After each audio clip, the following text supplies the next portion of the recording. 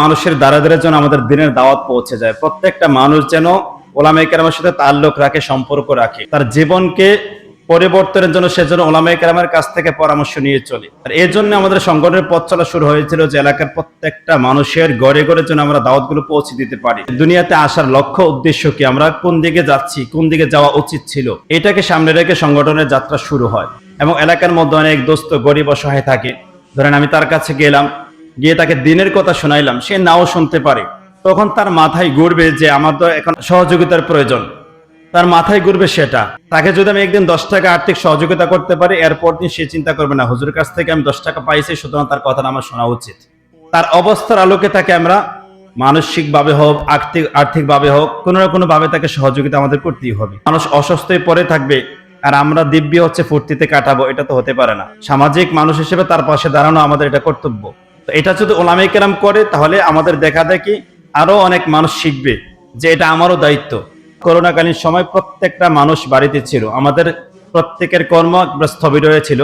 তো ওই সময়টাতে আমরা দেখছি যে আমাদের অনেক এলাকার অনেক ছেলেপেলে আছে যারা বিভিন্ন নেশাদ্রব্যের সাথে জড়িত হয়ে গেছে, অযথা আড্ডা দিচ্ছে, মেয়েদেরকে ইফটিজিং করছে, নামাজ কালাম কিছুই নাই, শর্ট প্যান্ট পরে পরে রাস্তার মোড়ে মোড়ে বসে আছে। মানে বিভিন্ন ধরনের অশ্লীল যত কাজ আছে সমস্ত কাজগুলো তখন তাদের মধ্যে পরিলক্ষিত হয়। অবসর থাকার কারণে তারা ব্রেন হচ্ছে কোনো কাজ করতে পারছিল না। শয়তান এই সুযোগটা নিয়ে তার উদাসীনতার মুহূর্তে শয়তান তাকে কি ধোঁকা দিয়ে এই কাজগুলো করাচ্ছিল। দিনী পরিবেশের জন্য রহমতপুর টাকা একটা রোল মডেল ছিল। আশপাশের 10টা গ্রাম এই এলাকাকে দেখে তারা দিন মানত।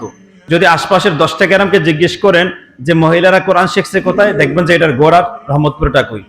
যদি দেখেন সে মাদ্রাসা লাইনে কিভাবে পড়াশোনা শুরু করছে, দেখবেন যে এটার গোড়া এখানে। মানে কোনো না কোনো ভাবে এখান থেকে সে অনুপ্রাণিত হয়েছে। ছেলেপেলেরা এইভাবে হচ্ছে বিপদগামী হয়ে যাচ্ছে, এদেরকে কিভাবে ফেরানো যায়। ওই চিন্তাধারা থেকে আমরা 3-4টা মিটিং করে আমাদের বড় মসজিদে দোতলে আমরা 3-4 বার বসি যে এই বিষয়গুলো নিয়ে আমরা কিভাবে কাজ করতে পারি। বিভিন্ন আলোচনা পর্যালোচনা হয়, পরবর্তীতে আমরা সিদ্ধান্ত গ্রহণ করে যান আমাদের একটা সাংগঠনিক রূপ থাকা দরকার, একটা সম্মিলিত শক্তির প্রয়োজন। যে এই চিন্তাধারা থেকে আমরা সাংগঠনিক রূপ দিই। অনেক আলোচনার পরে নাম দেওয়া হয় আন্নুর ফাউন্ডেশন।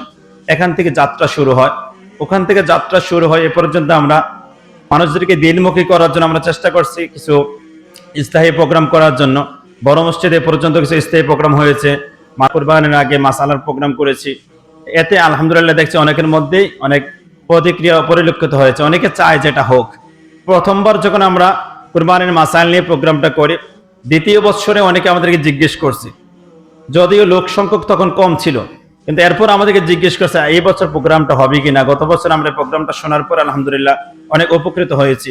ইসলাহের জন্য আমরা আরিফ বিন হাবিবকে দাওয়াত দিয়েছি, ওনার যে প্রোগ্রাম রয়েছে ব্যাপক সাড়া পড়েছে আলহামদুলিল্লাহ। ইনশাল্লাহ এই আগামী বছর আমরা চেষ্টা করব এর চাইতে বড় বড় বুজুর্গদেরকে এনে এলাকাকে আরো বরকতপূর্ণ করার জন্য। এরপরে আমরা সেবামূলক কিছু কাজ করেছি বিগত দিনে। অসুস্থ কয়েকজন মানুষকে আমরা চেষ্টা করেছি আর্থিকভাবে সহযোগিতা করার জন্য, মানসিকভাবে সাপোর্ট দেওয়ার জন্য। মাদ্রাসা ছাত্র আছে পড়াশোনা করে, গরিব অসহায়, এদেরকে আমরা গোপনে কিছু দান করার চেষ্টা করেছি। বন্যার সময় আমরা ব্যাপকভাবে কাজ করার চেষ্টা করেছি। 28 রমজানে আমরা সাহেবাবাদ এবং টাকই 2টা গ্রামের মধ্যে 70টা ফ্যামিলির মাঝে আমরা গরু গোশত বিতরণ করেছি 1 কেজি করে। বর্ষার শেষের দিকে বৃক্ষরোপণ করেছিলাম। এই বছর করা যায় কিনা, এরকম অনেকগুলো কাজ আলহামদুলিল্লাহ আঞ্জাম দিয়ে আসছি আমরা চাই যে প্রত্যেকটা মানুষের যে কোনো প্রয়োজনে, প্রত্যেকটা প্রয়োজনে যেন আমরা অগ্রগামী হই, সর্বস্তরের লোকগুলো আমাদের সাথে থাকে। আমরা চাই এটা আমরা একটা জায়গায় এক থাকবো। কোন জায়গায়? যে আমরা সবার জন্য, মানুষ হিসেবে মানুষের জন্যই কাজ করব আমরা। আর এটা একমাত্র আল্লাহ তাআলা সন্তুষ্টির জন্য করবো, আমাদের ব্যক্তিগত কোনো স্বার্থ এখানে জড়িত নাই। আলহামদুলিল্লাহ এটা আস্তে আস্তে রিকভারি হচ্ছে, আমাদের চিন্তাধারা কিছুটা পরিবর্তন হচ্ছে, এটা আরো বেশি হবে। হয়তো আগামী 10 বছরে আমরা দেখা যায় পুরো এলাকায় এক হয়ে গেছি, সবাই সবার জন্য আমরা ঝাঁপাই পড়তেছি।